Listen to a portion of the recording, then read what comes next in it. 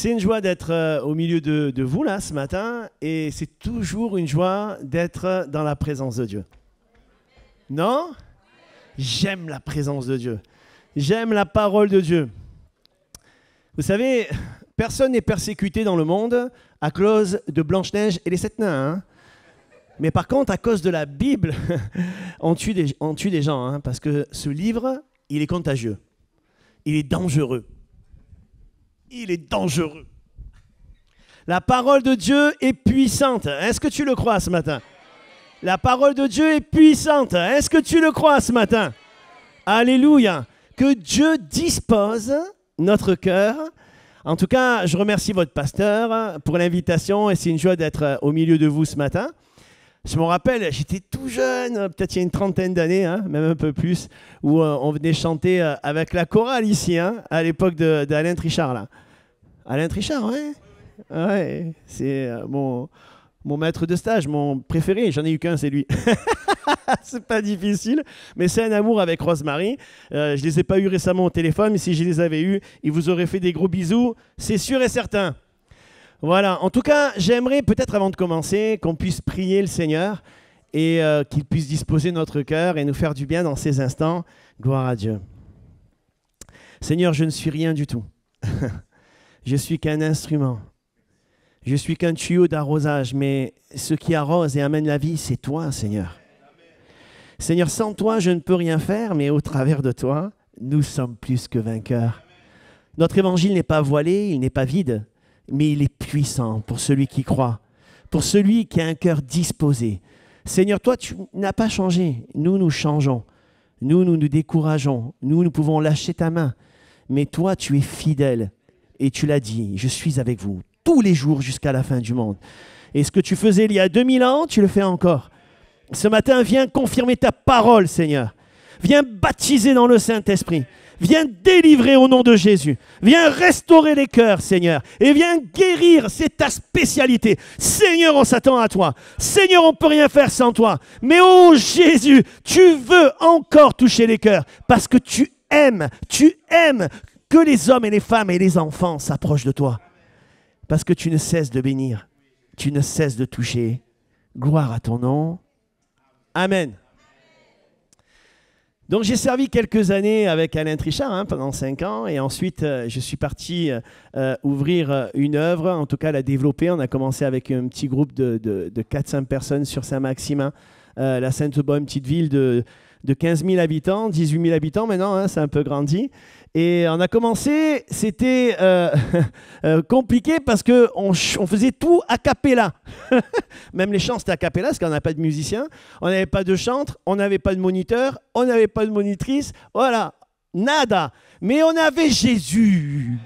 On a Jésus. Et avec lui, tout est possible.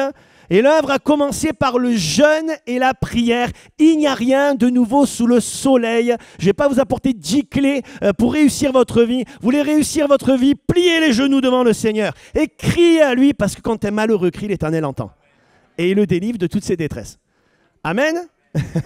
Et le Seigneur, alors qu'on a commencé l'œuvre, des gens venaient liés, possédés par des esprits impurs. On avait un petit local, je me rappelle, de 30-40 mètres carrés. Et les gens, ils rentraient à l'intérieur alors que personne ne les avait invités.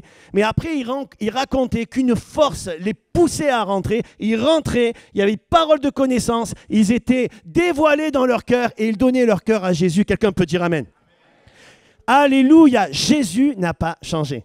Et même si on est dans une petite ville, même si on est dans un endroit compliqué, nous, c'est le 3e tombeau de la chrétienté. Et ouais, il y a la basilique, là, il y a 300 000 personnes qui viennent faire un pèlerinage parce qu'ils ont trouvé, soi-disant, les os de Marie-Madeleine. Et donc, du coup, c'est un endroit assez touristique et un endroit qui était difficile à percer, mais ce qui est impossible aux hommes, c'est possible à Dieu. Par la grâce de Dieu, aujourd'hui, on a un beau bâtiment hein, et on est pratiquement 300 personnes avec 70-80 enfants. Et la vision que Dieu nous avait montrée au début, elle s'est accomplie parce que au tout début que je suis arrivé, le Seigneur m'avait montré un studio d'enregistrement, une école de musique et de la radio chrétienne. Et aujourd'hui, on fait des émissions pour plus de 40 radios chrétiennes. On a une école de musique avec 200 élèves. On a à peu près 14-15 moniteurs payés à plein temps par l'école de musique. On est 3 dans dans le ministère à plein temps à Saint-Maximin, la gloire revient à Dieu, parce que moi, j'y suis pour rien. C'est le Seigneur qui a fait toutes ces choses. Mais tout ça pour vous encourager de ne pas voir trop petit, parce qu'avec Jésus, tout est possible. Avec Jésus, tout est possible. Est-ce que tu le crois? Amen. Je reviens de mission à Abidjan, j'étais en Côte d'Ivoire et vraiment ça a été un temps béni, un peuple assoiffé de la présence de Dieu. J'ai halluciné toute la semaine, les gens travaillent du matin au soir là-bas, c'est pas facile au niveau des salaires et tout ça, c'est des gens très pauvres, mais c'est des gens qui sont fervents et qui aiment la présence de Dieu. Et pendant les chants, c'était un peu différent de ce matin quand même. Et on a commencé à chanter, vous connaissez « Je louerai ton nom ». Je veux chanter et louer, peu importe ce que je suis, le ressuscité vit en moi. Yeah. Chez nous, on est coincés, mais pas quand on va au stade Vélodrome. Va au stade Vélodrome, même les Marseillais, ils ne sont pas coincés. J'aimerais dire, moi je suis un piètre danseur, mais là-bas, tellement que j'aime la présence de Dieu. On s'est mis à tous à chanter, à danser, à sauter devant le Seigneur, et je vous garantis que ce n'était pas charnel, parce que dès que la musique elle a terminé, ceux qui étaient possédés, liés par des esprits impurs, tombaient, délivrés par le Seigneur. Et il y a eu beaucoup de guérisons. Il y a une maman, je vais raconter un témoignage, parce que c'est vraiment un témoignage qui m'a vraiment touché. Il y avait une maman qui était là, et... son enfant ne pouvait pas marcher depuis qu'elle est petite, en fait, elle avait 2 ans là, et elle avait une maladie assez grave. Et cette maman, au fond de son cœur, s'est dit, voilà, je vais aller à l'imposition des mains, mais c'est pas pour moi, Seigneur, c'est pas pour moi, c'est pour mon enfant. Et je t'en supplie, Seigneur, fais quelque chose pour mon enfant. Les médecins ne peuvent rien, mais toi, tu peux faire quelque chose. Elle est venue devant, moi je ne savais rien, je ne sais même plus de quelle manière j'ai prié, mais Dieu, il connaissait la prière de son cœur. Ce qui est important, ce n'est pas moi, c'est la foi que tu mets en ton Dieu. Ce qui est important, ce n'est pas le serviteur de Dieu. Ce qui est important, c'est la confiance que tu mets dans le Seigneur Jésus. Et de croire en sa capacité à guérir toutes les maladies. Cette femme a senti un feu qui l'a traversée. Et lorsqu'elle est rentrée le soir, sa fille marchait. Quelqu'un peut dire Amen. Jésus n'a pas changé. Jésus n'a pas changé. On a eu des temps forts dans la présence de Dieu. Tous ceux qui sont venus devant ont tous reçu le baptême du Saint-Esprit. Et ça a été le cas aussi récemment quand j'ai fait une mission à Dunkerque et aussi à Narbonne. Parce que ça soit en Afrique ou ici, si le cœur il est disposé, il reçoit. On le croit? J'aimerais rentrer dans le vif du sujet avec vous ce matin et vous parler de quelque chose de très important. Le témoignage. Oh là, c'est silencieux d'un coup. La puissance du témoignage. Nous sommes, je dirais, habitués maintenant à parler de Jésus certainement et même à développer certaines, je dirais, thématiques de la Bible puisque ça fait des années, pour la plupart d'entre nous, on est chrétiens. On est capable de ça. Mais l'évangile n'est pas une question de quelque chose de théorique seulement et d'intellectuel. C'est comme si devant toi, tu aimes manger par exemple la paella, tu as un plat de paella et tu as une feuille avec la photo d'une belle paella. Tu peux la couper la feuille, la photo elle peut être belle mais ça ne te nourrira pas. Ce qui va te nourrir c'est de plonger ta cuillère là dans la vraie paella. Hein? Et ça c'est ce qu'on appelle la foi vivante. Il y a une différence entre une foi théorique et vivante. La foi vivante elle s'attend à Dieu. La foi vivante, elle n'est pas là, les mains dans les poches, en disant « on verra bien ce qu'il va nous dire ce matin ». La foi vivante, c'est la foi d'un enfant qui dit « Seigneur, peu importe ce que tu me demandes, peu importe ce qui va se passer, nous croyons à l'action de ton Saint-Esprit ». Quelqu'un peut dire « Amen ». Amen. Bien souvent, les années, on est là, on est coincé, on est là, on ne tape pas des mains. Dès qu'on sort, on fait des anniversaires. Wouhou! Le peuple de Dieu n'est pas appelé à être un peuple coincé. Le peuple de Dieu n'est pas appelé à être un peuple bridé. Mais la liberté des enfants de Dieu est d'ouvrir son cœur. On ne vient pas pour prier pour les autres entendre notre belle prière, mais on vient ouvrir notre cœur et s'adresser au Dieu vivant et vrai. Amen. Amen. Gloire à Dieu. Bon, je ne vais pas attaquer là. 2 Corinthiens, chapitre 3 et verset 2. L'apôtre Paul va, dans cette deuxième épître de Paul à Corinthe, va s'adresser aux Corinthiens. Corinthe, c'est particulier quand même. Vous savez, des fois, on s'imagine qu'il faut avoir une consécration assez importante, hein, quoique il est très important d'être consacré et de marcher avec le Seigneur, pour que le Seigneur nous donne des dons. C'est faux. Les dons ne sont pas liés à notre consécration. Dieu, il donne en fonction de la foi. D'accord ? La preuve, Corinthe, ils avaient tous les dons et c'était du grand n'importe quoi. C'était un dérèglement. Les uns couchaient avec les autres, en avanti. C'était du grand n'importe quoi. Et pourtant, Dieu a honoré leur foi et les a équipés. Ce n'est pas un signe de maturité spirituelle que de parler en langue ou d'exercer des dons spirituels, ou un signe d'approbation de Dieu. C'est juste parce que Dieu est fidèle et il donne à qui il veut. Donc ça ne nous dispense pas de nous consacrer. Je peux donner des dons spirituels, je peux parler en langue, je peux avoir des dons et plusieurs dons et ne pas avoir l'approbation de Dieu dans ma vie. J'ai besoin, et c'est ce qu'on va voir ce matin, du travail du Saint-Esprit en moi, d'accepter que Dieu me façonne. Et alors que j'accepte ce travail, il va se passer quelque chose dans ma vie, c'est qu'une onction va se dégager de ma vie. L'onction ne vient pas comme ça. L'onction, elle vient au travers des échecs, des épreuves, du brisement. Voilà, et si on croit que ça vient autrement, n'écoute pas tous ces faux prophètes sur Internet, n'écoute pas ces fausses doctrines sur la prospérité, même des sites qui marchent bien, des fois ils sont bien habillés, ils sont cool, mais ce qui est important, c'est d'écouter le véritable message qui transforme les vies.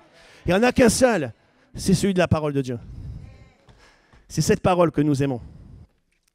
J'aime beaucoup votre pasteur, pas parce qu'il m'a invité, hein.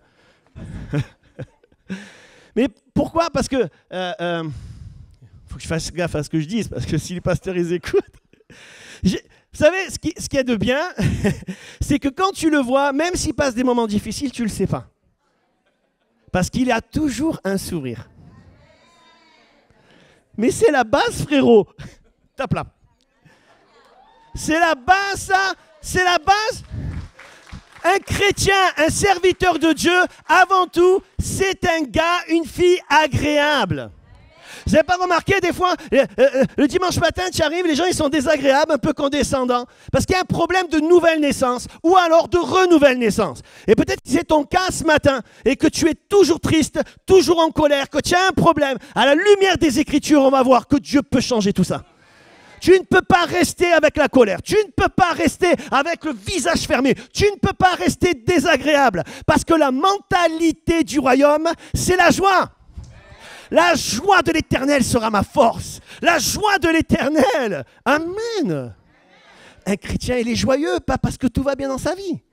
Un chrétien, il est joyeux parce que son nom est inscrit dans le livre de vie. Alléluia. J'en ai eu plein de problèmes dans ma vie et des grandes difficultés. Et si j'avais été obligé d'attendre que les bons moments arrivent pour être heureux, je n'aurais pas été souvent heureux. Mais ma joie, elle ne dépend pas de tout ça. Elle dépend de toi, Seigneur, et de me tenir dans ta présence. Amen. Allez, lisons ensemble ce que va dire l'apôtre Paul.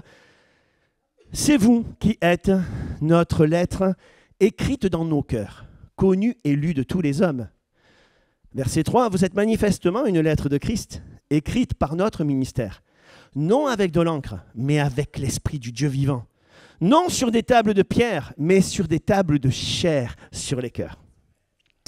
Cette assurance-là, nous l'avons par Christ auprès de Dieu. Ce n'est pas à dire que nous soyons par nous-mêmes capables de concevoir quelque chose comme venant de nous-mêmes. Notre capacité, au contraire, elle vient de Dieu. Il nous a aussi rendu capable d'être ministre d'une nouvelle alliance, non de la lettre, mais de l'esprit. Car la lettre tue et l'esprit vivifie. Amen. Paul va faire une comparaison entre une lettre écrite sur la pierre, quoique c'est le doigt de Dieu qui a écrit cette lettre, les 10 commandements, et qui a été peu productive dans les cœurs. Ça n'a pas changé les vies, ça. Au contraire, le peuple de Dieu, il s'est endurci encore davantage. mais celle qui est écrite dans les cœurs par le Saint-Esprit, qui communique la vie. Pierre le dira, à quel autre irions-nous qu'à toi? Tu as les paroles de la vie. Nous avons besoin de la parole de Dieu, qu'elle soit révélée par le Saint-Esprit. Et c'est ça qui va nous nourrir, c'est ce qui va nous faire du bien. Merci Seigneur pour les Gédéons qui distribuent des Bibles de partout. Merci Seigneur pour ceux qui évangélisent et qui donnent des tracts. Merci Seigneur pour ceux qui travaillent à l'évangélisation. Mais bien plus que distribuer des Bibles, Dieu t'appelle, Dieu m'appelle à être une Bible vivante. Parce que nous transmettons tous un message. Lorsque je marche par la chair, par mes sentiments, alors je vais transmettre quelque chose d'émotionnel, de charnel, qui ne changera pas la vie. Si je laisse le Saint-Esprit travailler à l'intérieur de moi, au plus profond de moi, alors je vais transmettre un message puissant et fort. On peut dire Amen, hein? On transmet tous un message. Quel genre de message je transmets? Quel genre de message vous transmettez dans votre famille, à votre mari, à votre épouse, à vos collègues de travail et à l'église? Parce que tu sois à l'église ou en dehors de l'église, je suis un témoignage vivant et je suis appelé à être une Bible vivante. Et les gens, ils lisent en nous le bon et le moins bon. On veut que les gens lisent que le bon, hein? Mais le moins bon, il est là. Et il va être détruit par le travail du Saint-Esprit. À ce que je sache, Paul dira, ne pouvez-vous pas vivre quelques injustices? Ah là, c'est... On dit pas amen. Ne pouvez-vous pas vivre quelques injustices pour la destruction de votre chair? Quand va venir le moment des injustices, des échecs dans ta vie, remercie le Seigneur parce qu'il est en train de travailler avec toi afin que tu transmettes un message puissant. Je ferme la parenthèse. Amen. Si je vous dis David, à quoi penseriez-vous? Allez-y. Vous n'avez plus de bouche? David, le roi David. Goliath. La première des choses qui vont venir, c'est Goliath. David nous a transmis un message de quoi? De vainqueur. David nous a transmis un message de vainqueur. Un message de triomphateur face à la difficulté, face à Goliath. Tout le monde est tétanisé. Ça fait 40 jours qu'ils entendent le matin et le soir. Est-ce que quelqu'un peut me vaincre? Si quelqu'un arrive à triompher de moi, tous les Philistins seront assujettis. Mais par contre, si vous n'arrivez pas à me vaincre, alors vous serez tous mes esclaves. Le diable dit des mauvaises paroles, des paroles qui sont lourdes spirituellement et qui veulent nous étouffer et nous faire croire qu'avec Dieu, ce n'est pas possible. Mais David, il nous a transmis un message. Un message de quelqu'un qui se bat. Un message de quelqu'un qui est courageux. Un message de quelqu'un qui est prêt à tout pour défendre le nom de son Dieu. C'est l'Esprit de Dieu qui a travaillé David. C'est l'Esprit de Dieu qui a façonné le cœur de David lorsqu'il était dans le désert avec les brebis. Personne ne le voyait. Personne. Il était avec les brebis.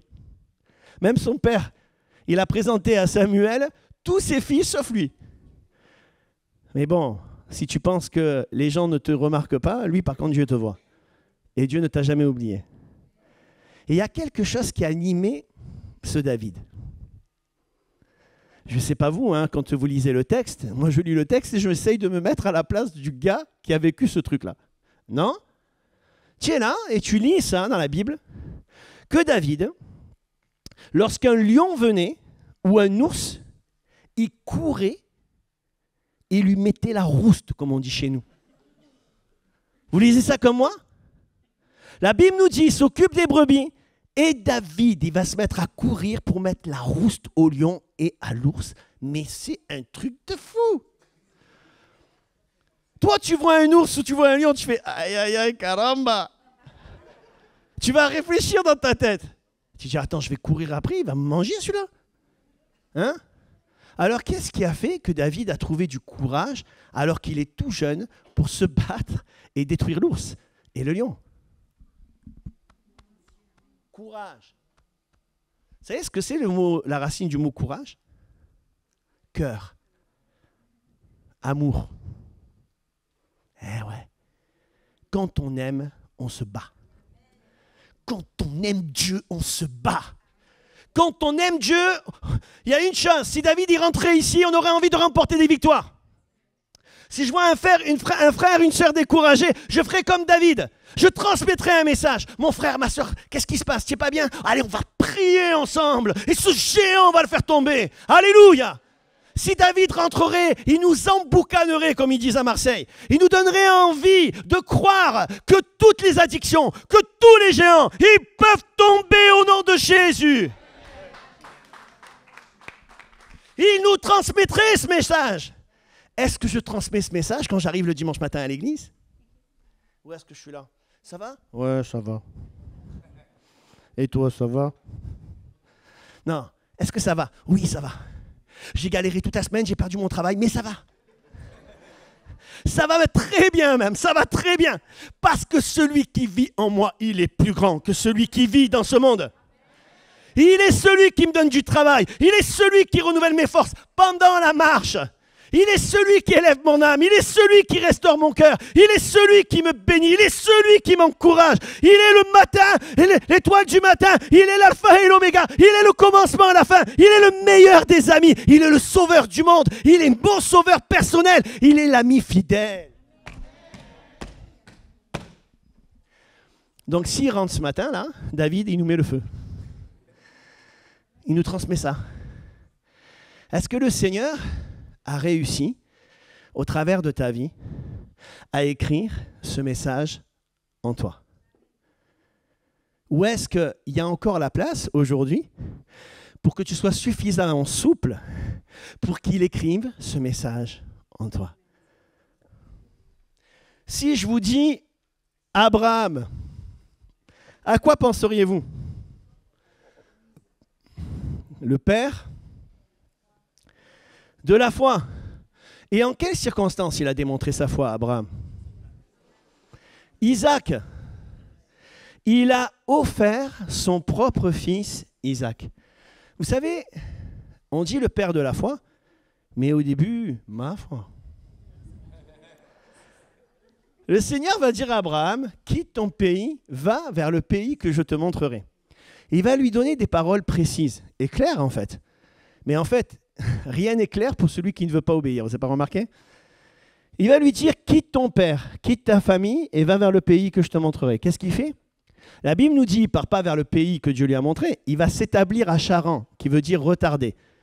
Donc il va là-bas, il garde son père parce que, je ne sais pas, peut-être j'aurais fait la même chose. Est-ce que j'aurais abandonné mon père? Seigneur, je ne comprends pas. Tu me demandes d'abandonner mon père, j'ai mal compris, impossible. Tu ne peux pas me demander d'abandonner ma famille. Donc, ce n'est pas une parole qui vient de toi, à mon avis. Je ne vais pas abandonner mon neveu Lot. Dieu veut nous apprendre à obéir sans comprendre. Dieu ne te demande pas de comprendre, il te demande d'obéir. Dieu ne te demande pas de comprendre, il te demande de lui faire confiance. C'est chaud, là, hein? Je ne l'ai pas toujours fait, moi. Moi, je ne suis pas un donneur de leçons, je suis juste un messager ce matin, ne me regardez pas de travers. Moi aussi, je n'ai pas obéi plein de fois. Hein. Mais je me suis pris beaucoup de murs. Hein. Paul, il dit, j'ai appris. Moi, j'ai beaucoup appris. Ouais, malheureusement. Bien souvent, on apprend de nos erreurs, on apprend de nos échecs. Et j'en ai vécu avant d'être pasteur. Et aussi quand j'ai été pasteur. Pas mal même. Eh oui, on est pasteur, on est des brebis avant tout. Le pasteur, il a pas mal de problèmes quand même. Vous savez ça? Il a les siens. Vous savez qu'on a des problèmes, nous aussi. Et quand les enfants crient, on a mal à la tête aussi. On a la tentation de vouloir régler les choses par nous-mêmes aussi. Hein? Et en plus, le pasteur, il a tous vos problèmes. Est-ce qu'on peut applaudir le pasteur quand même? Ah, c'est pas une question de l'encenser, c'est une question de le respecter et c'est une question de prier pour lui. Franchement, c'est pas facile d'être pasteur. Hein. Tu veux être pasteur? Réfléchis bien. Déjà, il faut que ça soit Dieu qui t'appelle. Hein. C'est pas un diplôme qui fait de toi un pasteur. Hein. Allez, je ferme la parenthèse. Donc, on est en train de parler de... Ah voilà, je croyais que vous ne me suiviez plus. Malgré tout, qu'est-ce qui s'est passé? Même s'il a désobéi à Dieu, son père, il est mort, et Lot, il est parti, ils se sont quand même séparés au bout du compte. La Bible nous dit qu'il a offert Isaac, son fils, qu'il avait de plus cher. Vous savez, nous, on lit les choses comme ça. Mais toi qui es parent, ou même toi qui ne l'es pas, si tu n'es pas parent, tu es enfant, tu as des parents. Tu as des gens que tu aimes autour de toi. Alors imagine, allez mon fils, on va aller à la montagne. On va sacrifier. Oui, papa, chouette et tout. Premier jour, il est là, il marche, parce qu'avant, il n'y a pas de bus, il n'y a pas de cyclo. Et il n'y a pas de moto, il n'y a pas de voiture. Tout se fait à pattes. Et c'est long, hein, entre l'endroit où ils partent et... OK? Et Dieu a demandé à Abraham de sacrifier son fils. Vous imaginez dans la tête, la pagaille qu'il y a dans la tête de Abraham? Et ouais, des fois, c'est ça, dans la vie chrétienne, il y a une grosse pagaille dans notre tête hein, quand Dieu nous demande de faire quelque chose. Et là, voilà qu'il marche. Papa, il fait beau aujourd'hui. Hein? Oui, mon fils. Papa, il est où l'agneau pour le sacrifice? T'inquiète. Et là, dans sa tête, ça doit cogiter grave, d'accord? Et là, il a la tentation de dire, je vais tout arrêter là. C'est impossible, j'y arriverai pas. C'est trop dur. Mais il va continuer. Et il va persévérer. Ah oui, il n'est pas devenu le père de la foi comme ça en fait. Mais il est passé par l'obéissance de la foi. Et il continue, et voilà qu'on s'approche de la montagne. Papa, il est où l'agneau?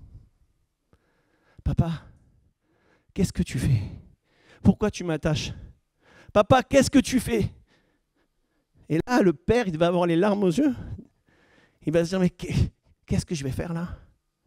Et voilà que le papa va prendre le couteau. Papa, papa! Et là, il a l'intention de le faire. Et au moment où il va pour le faire, Dieu va lui dire, maintenant, je sais que tu m'aimes. Et Dieu va pourvoir. Ah ah. Il a sacrifié ce qu'il avait de plus cher. Seigneur, demande-moi ce que tu veux, je te le donnerai. On n'a jamais fait cette prière? Demande-moi ce que tu veux. Ben déjà, sois fidèle et comme Abraham, mon serviteur, donne ta dîme tous les mois. Déjà, ça, c'est ce que je veux. Et ensuite, donne des offrandes aussi. Parce qu'il faut que l'Église, elle avance. Il faut qu'il manque de rien dans ma maison. Hein? Vous savez, la dîme, Abraham, il a donné, ce n'était pas la loi. Pourquoi? Parce que ce n'est pas sous la loi, la dîme. C'est une loi morale. Parce que si c'était sous la loi, ça serait après Moïse. Mais avant Moïse, Dieu a inscrit quelque chose dans le cœur d'Abraham, c'est que tout vient de Dieu et qu'il y a une part qui lui revient. Et cette part, c'est 10% des revenus. Parce que c'est un révélateur de générosité. C'est pas ce que ta bouche dit qui démontre que tu es généreux. C'est quand tu vides tes poches. Qu'est-ce qui démontre que tu es obéissant? C'est quand tu le fais régulièrement, pas que quand tu as envie. Qui c'est qui est locataire ici? Levez la main. Est-ce que vous donnez à votre propriétaire ce que vous avez décidé tous les mois? Hein? Vous avez 800 € de loyer, vous lui donnez 400.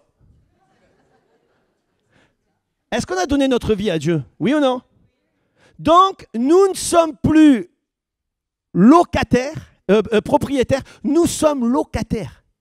C'est-à-dire, si j'ai donné ma vie à Dieu, ce n'est plus moi qui vis, c'est Jésus qui vit en moi.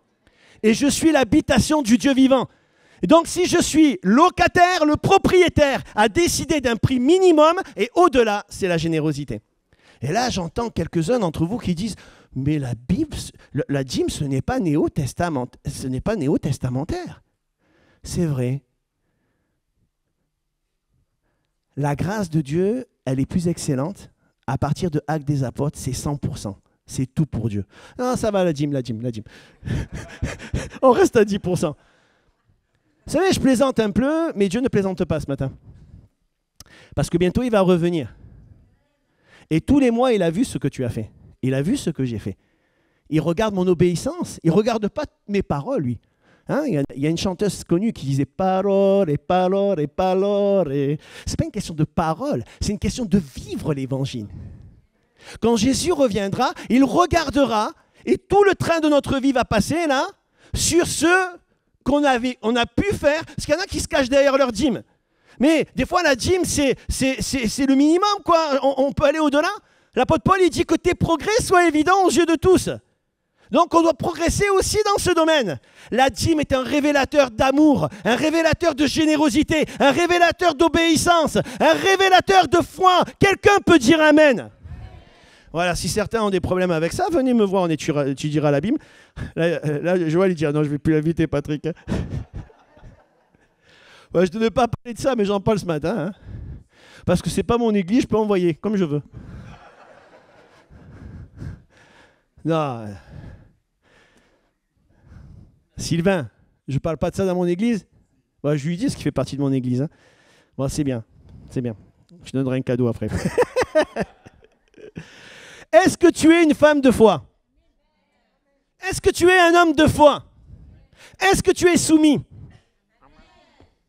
Est-ce que tu es obéissant?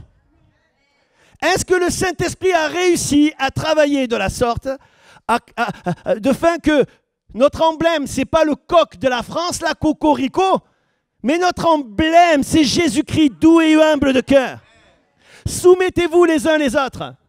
Hein, en France, c'est ça, hein, cocorico, hein, on est revendicateurs, on aime bien faire la grève. Hein. On aime bien dire, non, moi je ne mettrai pas le masque, moi je ne me prendrai pas le machin, le ci, le là, moi oui, moi non. Hein. Ça, c'est le cœur de l'homme. Mais la mentalité du royaume, c'est une mentalité comme Abraham. Demande-moi ce que tu veux, je me soumettrai, j'obéirai, je ne ferai pas les choses. À ma sauce à moi, je les ferai à ta sauce à toi. Ce qui est important, ce n'est pas le commencement d'une chose, c'est la fin. Vous savez, mon beau-père, il a eu 5 enfants, quoi 6, hein, parce qu'il en a perdu une. Et en fait, il s'est converti parce que sa fille, Marilyn, hein, la sœur de ma femme, elle a contracté une maladie grave, qui est une leucémie, mais très importante. Et il a commencé à venir à l'église parce que son beau-frère l'a invité en lui disant que le Seigneur pouvait guérir sa fille. Et bien sûr qu'il peut guérir. Et la petite, elle s'est convertie à Jésus. Et elle a commencé à parler de Jésus. Elle a commencé à maigrir, elle a perdu la vue. Elle s'est retrouvée à l'hôpital à Marseille. Et au dernier étage, on l'appelait l'ange du dernier étage. Elle parlait de Jésus à tout le monde. Elle souriait tout le temps. Et pourtant, elle n'avait plus de cheveux. Elle ne voyait plus. Et elle chantait des cantiques tout le temps. La joie de l'Éternel sera ta force.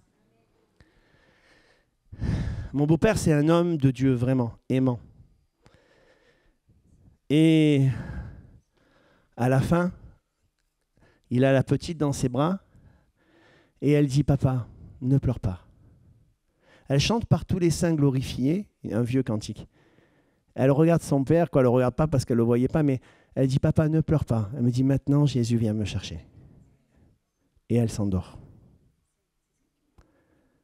Quand on est parent, vivre un tel drame, c'est quelque chose qui peut nous anéantir et nous faire plonger dans une dépression profonde, non? Le soir, pendant qu'ils dormaient, pendant leur repos, le Seigneur est venu chercher mon beau-père et ma belle-mère, Jean-Marie, Carmen, au travers d'un songe. Et là, ils ont vu la petite qui s'amusait avec d'autres enfants. Il y avait un champ plein de fleurs. Et ils se sont réveillés avec une visitation du Saint-Esprit et une joie profonde. Toute la famille qui était inconvertie, ils ont dit qu'ils ont quitté la terre, qu'ils sont devenus fous. Et moi, j'ai dit, mais c'est vrai, quand on est chrétien, on a quitté la terre, en fait. Hein. On n'est plus des gens d'en bas. On est des gens d'en haut, vous êtes au courant? Mon beau-père aurait pu abandonner la foi. Mon beau-père aurait pu baisser les bras. Hein? Mais le Saint-Esprit a réussi à écrire quelque chose en lui. Que tu prennes, ou que tu me donnes, ou que tu ne me donnes pas, que tu me reprennes ce qu'il y a de plus cher, je continuerai à t'aimer et à croire en toi. On peut applaudir le Seigneur?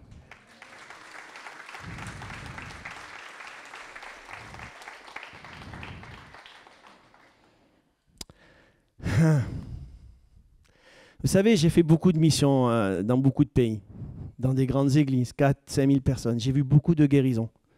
J'ai vu des jambes repoussées, j'ai vu des gens se lever des chaises roulantes. J'ai vu des gens qui étaient muets, qui se sont mis à parler. J'ai vu des gens sourds qui se sont mis à entendre.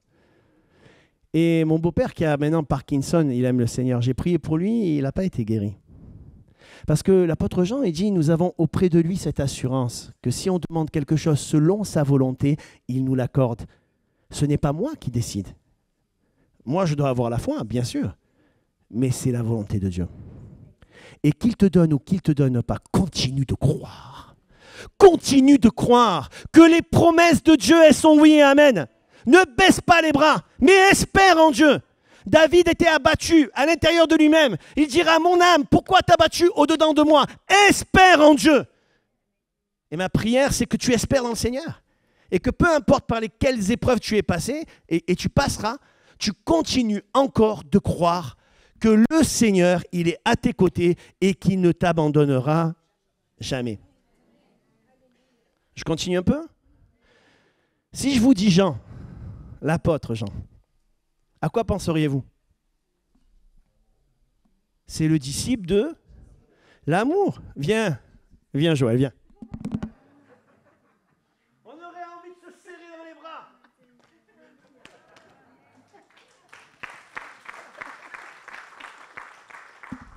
On aurait envie de s'aimer. On aurait envie de se pardonner. Parce que l'amour est plus fort que tout. Oui, non?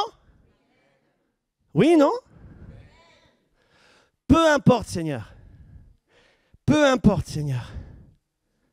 Ce qui est important, ce n'est pas que j'ai raison. Ce n'est pas que je me fasse justice. Mais ce qui est important, Seigneur, c'est que je me débarrasse de tout ça et que je puisse t'aimer et aimer mon prochain.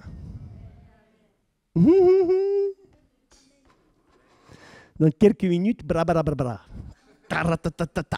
Parce que l'amour de Dieu est plus fort que tout. Quand j'ai commencé le ministère il y a une vingtaine d'années, vraiment on a vécu des choses très fortes. La jeunesse à Aix, on a commencé à 20, on a fini à 130. Et avec moi, dans toute l'équipe du comité jeunesse, aujourd'hui maintenant il y a 8 pasteurs. Ça a été vraiment des années formidables.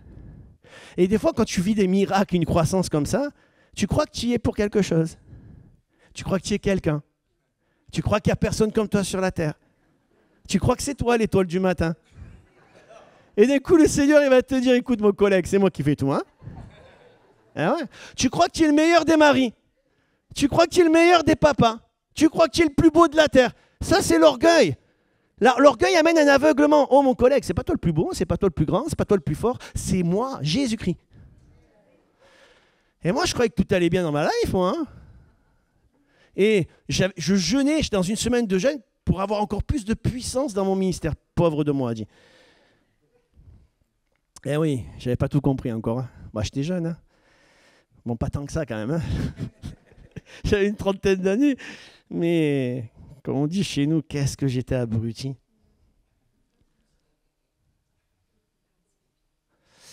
Mais ce que je ne savais pas, c'est que ma femme a été malheureuse, elle. Parce que j'étais jamais à la maison. Je faisais l'évangélisation, je gagnais beaucoup d'âmes, il se passait beaucoup de choses. Mais j'allais à aucun spectacle de mes enfants.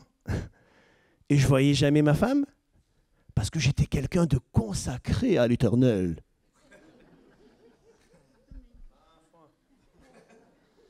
Bref.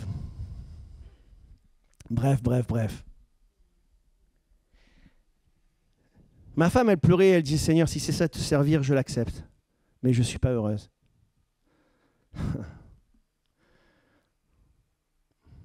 Le soir, j'étais dans la chambre de mon fils. Et là, je continue à dire, Seigneur, Seigneur, Seigneur, parle-moi, je veux voir ta gloire. J'ai vu la gloire de Dieu, mais pas comme j'imaginais. Et là, je me suis endormi au pied du lit de mon fils. J'ai entendu un bruit, ça m'a réveillé, j'ai sursauté. Et là, je vois un homme en blanc. Et je dis, Seigneur, c'est toi? Et là, il me sourit plein d'amour.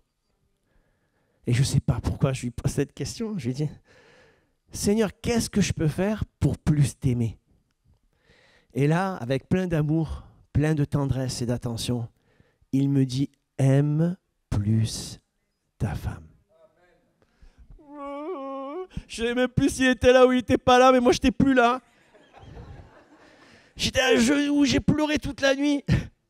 Et le lendemain, convocation familiale. Et là, je reviens à la réalité. Et je demande pardon à ma femme. Et je dis, ma femme, je te demande pardon parce que je ne suis pas un bon mari. On va prier ensemble le Seigneur pour que je sois un meilleur mari. Les enfants, je ne suis pas un bon papa. On va demander au Seigneur, vous voulez, les enfants pleurer. Mais quand on s'humilie devant le Seigneur et que l'amour de Dieu descend, on n'est plus dans un monde d'illusions. On n'est plus là, je viens à l'église, j'ai un titre, je suis pasteur, je suis chanteur, je suis ancien, je suis diacre. Non, je suis rien du tout, Seigneur. Montre-moi dans quelle voie je suis.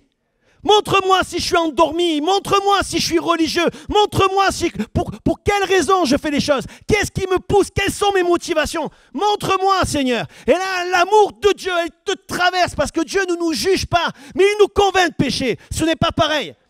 La conviction de péché t'emmène à une repentance, à une transformation.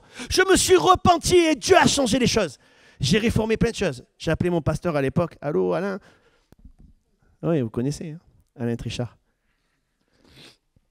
Voilà, le mercredi, c'est mon jour de congé. J'arrête ça, c'est pour ma famille. Il me dit, oui, mon petit, c'est très bien. Heureusement que je suis tombé sur un bon pasteur. Hein. Un autre, il me dit, ah, tu es licencié. Oh Seigneur, ta grâce. En tout cas, il y a beaucoup de choses qui ont commencé à changer dans ma vie. Parce que ce qui a l'autorité spirituelle, ce n'est pas de jeûner. Bien sûr qu'il faut jeûner et prier, attention, hein, c'est très important. Mais c'est quand la parole de Dieu a autorité dans ta vie. C'est là que commence la véritable autorité. Quand la parole de Dieu a autorité dans ta vie, tu as une réelle autorité. Quand le Seigneur te dit, humilie-toi, ça ne va pas là avec ta femme, ça ne va pas avec ton mari, ça ne va pas avec tes enfants. Je dis, ah mais c'est elle qui a commencé, c'est lui qui a commencé. Mais tu as vu la femme que tu m'as donnée? Tu as vu le mari que tu m'as donné? Mais il est pénible, Seigneur, c'est impossible avec lui, regarde la tête qu'il a. Ben, si c'est le mari qui t'a donné, c'est ce qu'il y a de mieux pour toi. Et si c'est la femme qui t'a donné, c'est ce qu'il y a de mieux pour toi. Mais Dieu ne veut pas que tu acceptes ton mariage juste comme ça. Le Seigneur, il veut que tu laisses son amour pénétrer ton cœur. Ma femme me pose souvent une question importante. Elle me dit, est-ce que tu m'aimes? Je dis, oui ma chérie, je t'aime. Elle me pose une question qui tue. Mais est-ce que tu es amoureux? Ben oui, je suis amoureux de toi, ma femme. Parce que si on veut que l'herbe soit verte, il faut l'arroser. Il y en a qui s'imaginent que l'herbe elle est plus verte ailleurs, mais l'herbe elle est verte là où tu l'arroses. Et c'est quoi le commandement de Dieu? Tu aimeras ton Dieu de quoi? Tout ton cœur, toute ta force, toute ta pensée, tout ton cœur, toute ta force, toute ta pensée. Et qu'est-ce que j'entends derrière? Patrick, c'est moi ton Dieu. Est-ce que tu es amoureux de moi? Est-ce que tu es amoureux de moi? Est-ce que tu es amoureux de moi? Est-ce que tu m'aimes? Oui Seigneur, mais est-ce que tu es amoureux? Ce que je sais contre toi, c'est que tu n'es plus amoureux. Tu as perdu la flamme du premier amour. Il y a quelque chose que Dieu veut faire ce matin. Il ne veut pas que tu l'aimes juste comme ça, que tu crois en lui. Il veut que tu sois enflammé d'amour pour lui. Enflammé d'amour pour lui. Je ne suis pas en colère, hein? Est-ce que c'est possible?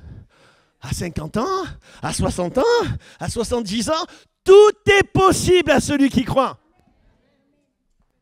Allez, je vais terminer par là. Non, c'est l'avant-dernier celui-là, parce que si on finit par là, on ne sera pas content. Si je vous dis Judas,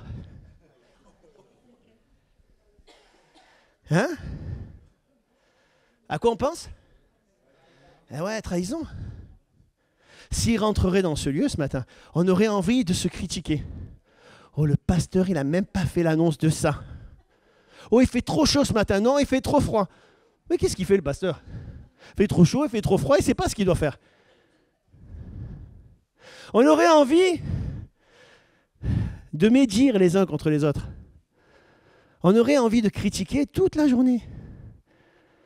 Là, surtout dans le Sud, on est professionnels dans ce domaine. On n'a pas envie de transmettre ce genre de message. Hein? Ah, punaise, elle rentre, c'est bon, elle va nous prendre la tête. Ah, vous n'en avez pas comme ça ici. Oh là là, elle rentre celle-là, oh là là, elle va me parler pendant 1 heure. Elle va me mettre la tête.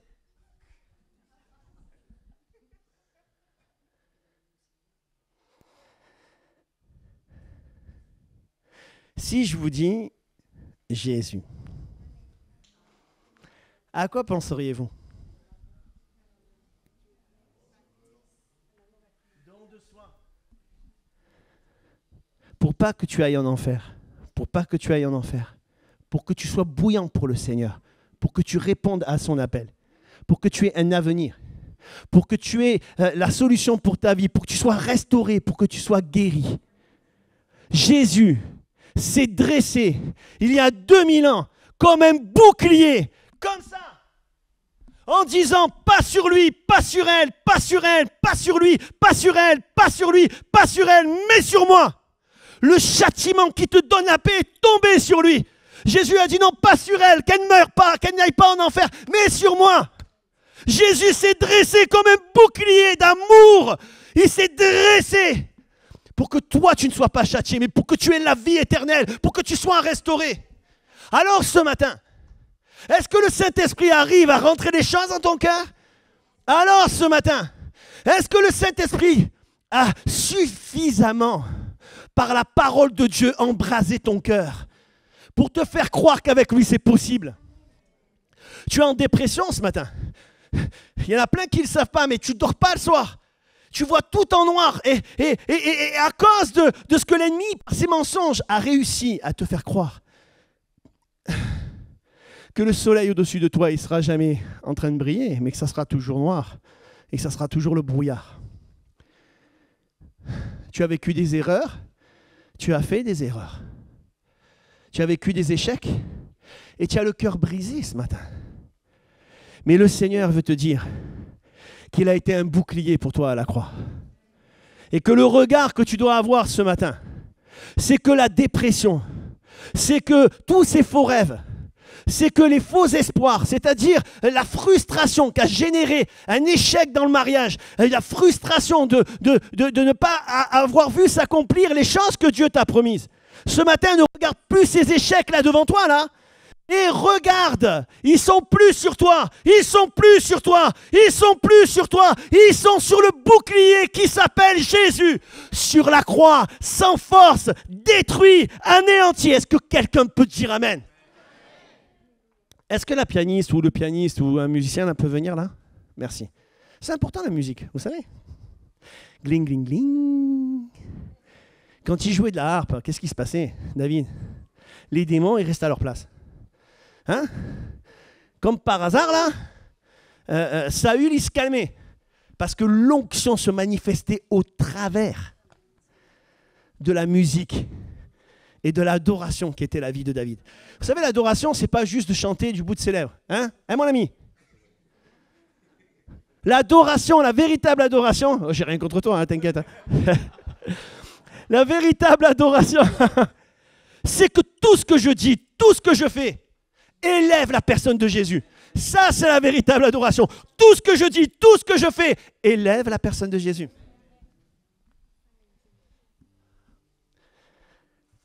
Alors, je vais faire un premier rappel par rapport à la prédication. Ensuite, on passera à la deuxième prédication. Ah non, je rigole pas. Ensuite, on va avoir un autre point pour le baptême dans le Saint-Esprit. Est-ce qu'il y a des gens au milieu de nous qui ne parlent pas en langue? Levez votre main. OK? Vous allez tous parler en langue dans quelques minutes. Ah non, non, je vous le garantis, je ne dis pas ça comme ça, moi. C'est clair et net et c'est sûr et certain. Eh oui, vous allez voir que bibliquement parlant, Dieu va le faire là. Parce que Dieu veut vous équiper. Ce n'est pas une option, le parler en langue. On va le voir tout à l'heure. Mais là, maintenant, on va se concentrer sur autre chose. Dieu veut faire de l'église d'Istre. Pas une église qui a pris un pli, mais une armée du Dieu vivant. Dieu veut écrire par son esprit dans ton cœur nouvelle écriture, quelque chose de nouveau en toi. Est-ce que ta vie, elle te satisfait? Est-ce que tu es content? Ça fait combien de temps que Dieu t'a parlé? 1 an, 2 ans, 3 ans? Dieu, il parle tous les jours, mes amis. Tous les jours, il parle. Tous les jours. Voilà comment vous devez prier, dira Jésus. Donne-moi aujourd'hui mon pain quotidien. Tous les jours, Jésus a une nourriture pour toi. Tous les jours, il a une parole de vie pour toi. Une parole de grâce, une parole d'amour, une parole de délivrance, une parole de restauration. C'est le moment de la délivrance ce matin. Et elle peut avoir lieu que si tu acceptes maintenant de faire un pacte avec Jésus. Et de dire, c'est plus à ma manière, c'est à la tienne. C'est plus à ma façon, c'est à la tienne. On avait l'habitude de faire comme ça dans cette église. Mais non, on va faire différemment. On va faire comme toi tu veux qu'on fasse. Oh, j'avais l'habitude de venir bien habillé, bien comme ci, bien comme là, à parler d'une certaine manière. Détends-toi, mon ami, maintenant. Parce que ce que Dieu cherche, ce n'est pas des professionnels chrétiens. Ce n'est pas des adorateurs professionnels. Comme il dira la Samaritaine, c'est des adorateurs en esprit et en vérité. C'est-à-dire des gens vrais, authentiques.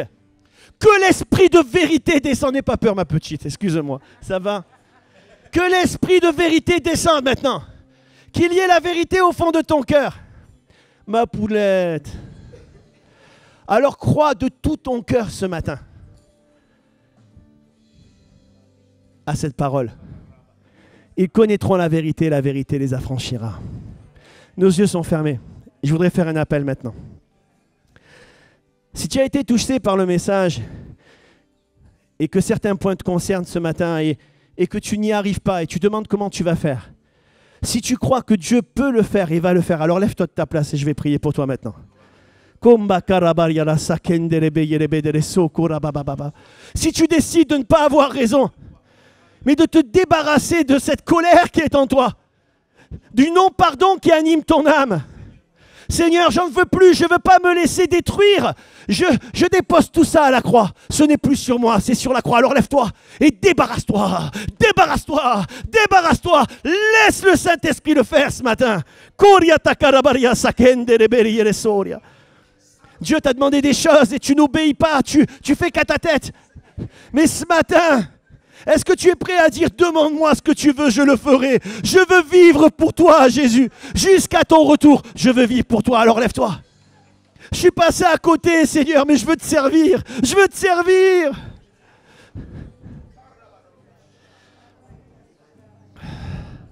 Je ne veux pas réussir dans la vie. Je veux réussir ma vie. Réussir sa vie, c'est réussir sa vie de couple, sa vie de famille. Tu ne parles plus à tes enfants, il y a eu des erreurs qui ont été faites. Mais c'est le moment de la prière, c'est le moment de la foi, c'est le moment de croire que Jésus peut le faire, que Jésus va le faire. Il est le réparateur des brèches, il reconstruit les familles, il restaure ce qui est cassé, il restaure ce qui est brisé. Oh, viens ce matin dans sa présence.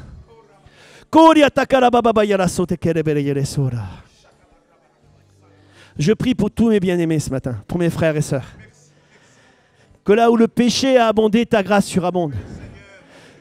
Alors qu'il y a un esprit de repentance, alors qu'il y a un cœur qui dit « Je ne peux rien faire sans toi, j'ai besoin de toi.